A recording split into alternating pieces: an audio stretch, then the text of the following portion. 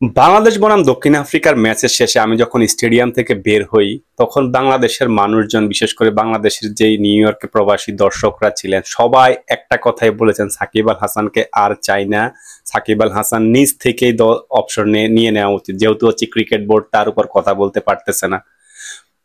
কিছু কিছু মানুষ তো এও বলছে যে সাকিব আল হাসানের উচিত জাতির কাছে ক্ষমা চাওয়া, কারণ তিনি যে হচ্ছে চোখের সমস্যা নিয়ে খেলতেছেন, এই জন্য তিনি ভালো পারফর্ম করতে পারতেছেন এবং তার জন্যই হচ্ছে সাউথ আফ্রিকার সাথে বাংলাদেশ ম্যাচটা হারছে। এইরকম নানা প্রতিকূলতা এবং দর্শকদের ভুয়া ভুয়া চিৎকার, এসবের মধ্যে দিয়ে হচ্ছে নিউ ইয়র্ক থেকে যখন ওয়েস্ট ইন্ডিজে সাকিব গেলেন, হয়ে গেলেন অন্যরকম সাকিব।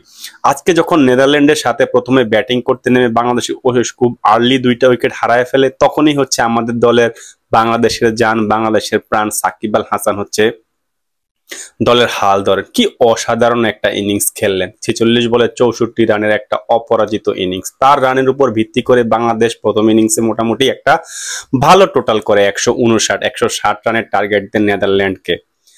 যেটা কিনা আমি মনে করি যে এই মাঠের বিবেচনায় 10 থেকে 15 রান কম ছিল। আমরা আমাদের মিডল অর্ডারে তৌহিদ হৃদয় এবং মাহমুদুল্লাহ অতটা ভালো কন্ট্রিবিউট করতে পারেন নাই আজকে, বাট একটু স্লো খেলছেন। বাট শেষের দিকে এসে জাকের আলী অনিক এবং হচ্ছে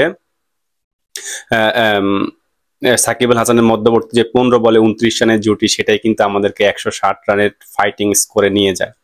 সো যেটা বলতেছিলাম, সাকিব আল হাসান কিন্তু তার সমস্ত সমালোচনাকে, সমস্ত কুটো কথাকে পিছনে ফেলে খুবই অসাধারণ একটা ইনিংস খেলেছেন। আর এটাই হচ্ছে সাকিব আল হাসান, যিনি কিনা বারবার ফিরে আসেন।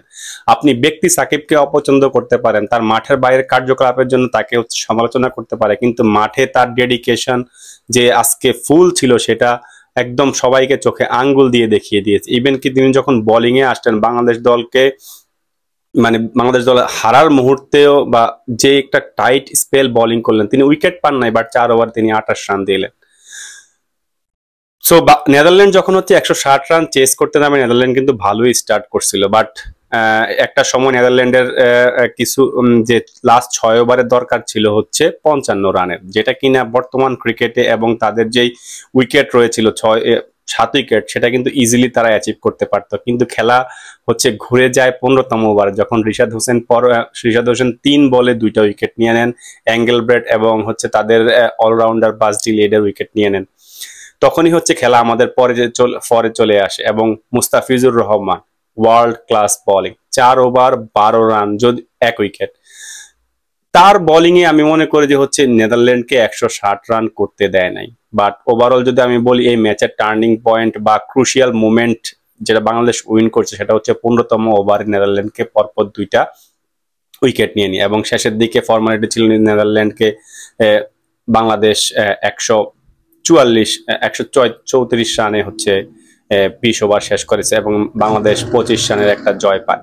সো এই জয়ের মাধ্যমে বাংলাদেশের সুপার 8-এ যাওয়া মোটামুটি নিশ্চিত, কারণ বাংলাদেশের এখন যেই নেট রান রেট আছে সেটা পজিটিভ। যদি নেপালের সাথে আমরা বড় মার্জিনে না হারি, তাহলে হচ্ছে আমরা সুপার 8-এ চলে গেছি। আর আমি মনে করি নেপালের সাথে বাংলাদেশ হারবে না, কারণ এই মাঠে বাংলাদেশ খুবই ভালো ক্রিকেট খেলেছে এবং বাংলাদেশ দলের একটা টিম স্পিরিট দেখা গেছে আজকে। সো আমি মনে করি নেপালকেও বাংলাদেশ হারাবে এবং বাংলাদেশ নেপালকে হারানোর মাধ্যমে জয় নিয়েই হচ্ছে সুপার 8-এ যাবে।